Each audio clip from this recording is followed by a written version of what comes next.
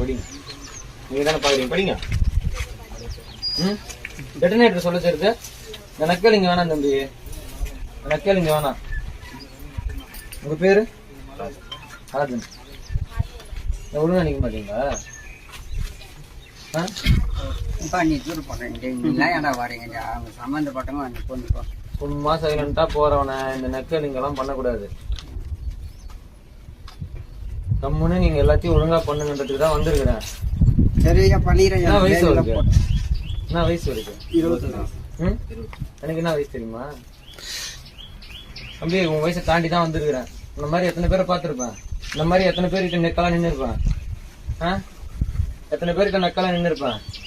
Detonator சொல்ல தெரியுது, படிக்க தெரியாதா? எல்லாம் வேற எங்கன்னா வச்சுக்கோ.